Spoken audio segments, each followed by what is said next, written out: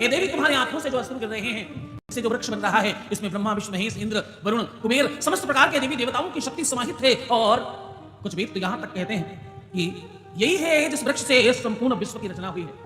इसमें नक्शा है, इसमें नेविगेशन है, इसमें ब्रह्मांड से संवाद स्थापित करने की क्षमता है। इसलिए परमपिता परमात्मा देवादिदेव महादेव के ऊपर से स्पर्श करके चढ़ाया जाता है और इसे चढ़ाने से भगवान शंकर सबसे ज्यादा जल्दी प्रसन्न हो जाते हैं। वेद कहता है, चारों के चारों वेदों में स्पष्टता से इस बात को लिखा गया है, त्रिदलम त्रिगणाकारं त्रिनेत्रां च त्रिधायुधं त्रिजन्म पाप संहारं बिल्वपत्रं शिवार्पणम्।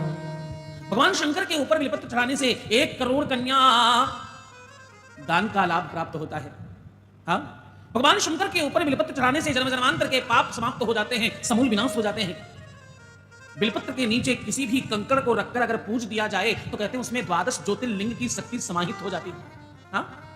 किसी भी मनोरथ के साथ तुम बिल्वपत्र के पेड़ के नीचे की मिट्टी उठाकर शिवलिंग बनाकर आप अभिषेक कर उसे विसर्जित कर दीजिए। ऐसा करते ही आपका मनोरथ 24 घंटे के अंदर पूर्ण हो जाएगा। बिल्वपत्र का वृक्ष अपने आप में सिद्ध है। और एक बात कहूं, बिल्वपत्र कहते हैं बिल्वपत्र ही एक ऐसा वृक्ष है जिसे बहुत ज्यादा पानी और बहुत ज्यादा ऑक्सीजन, बहुत ज्यादा हवा और दुनियादारी की कोई खास आवश्यकता नहीं पड़ती। कहती है ब्रह्मांड से जुड़ा हुआ है और उसमें अमृत के तत्व हैं। ऐसे विश्व की कोई बीमारी नहीं है जिसे बिल्वपत्र खाने से, बिल्वपत्र का चूर्ण लेने से वो बीमारी दूर न हो जाती हो। ऐसा कोई बीमारी नहीं, ऐसी कोई बीमारी नहीं जो बिल्वपत्र से ठीक ना हो जाती हो, और ऐसी कोई साधना नहीं जो बिल्वपत्र के वृक्ष के नीचे बैठकर की जाए वो संपूर्ण नहीं हो जाती हो। हाँ?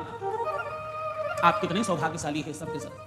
आपको पता, पहली बार पांडाल के अंदर बिल्वपत्र के वृक्ष के नीचे बैठकर तुम कथा श्रवण कर रहे हो। हाँ? पांडाल के अंदर जो वृक्ष है वो बिल्वपत्र है, और इस बिल्वपत्र के वृक्ष के नीचे बैठकर उसकी छांव में, उसकी जड़ में बैठकर, अब तुम छांव का मतलब वो गांव वाली भाषा न समझना जहां जहां पत्ती दिख रही। बिल्वपत्र के वृक्ष के आधा किलोमीटर की सराउंडिंग में उसकी छांव मानी जाती है। केवल जहां धूप की छांव लग रही है उतनी भर छांव नहीं होती। हाँ?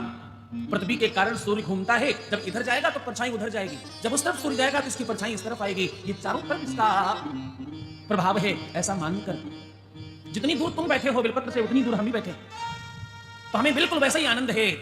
मैं तो ये मान रहा हूं मेरे कई जन्मों का कोई पुण्य उजागर हुआ होगा जो ये कथा महादेव ने मुझे प्रदान करी और ये अवसर प्रदान किया कि तुम सबके सन्मुख बैठकर देवादिदेव महादेव की गाथा गाने का अवसर मिले, और वो भी ऐसी ही पुण्यतम व्यवस्थाओं के आधार पर। हाँ?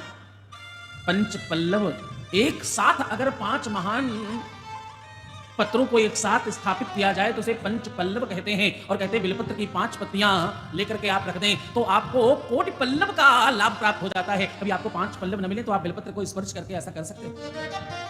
बिल्वपत्र की महानता अद्भुत है। महादेव के पूजन में, परमात्मा शंकर शंभु के पूजन में बिल्वपत्र की जितनी विशेषता है, बिल्वपत्र की जितनी महानता है और इसकी जितनी ज्यादा आवश्यकता है, उतना दूसरे किसी चीज की आवश्यकता नहीं है। ये पत्र पुष्प आपके पास कुछ भी ना हो, केवल बिल्वपत्र और 1 लोटा जल अगर आपके हाथ में है तो महादेव को प्रसन्न करने का साधन आपके पास है, ऐसा मान लेना।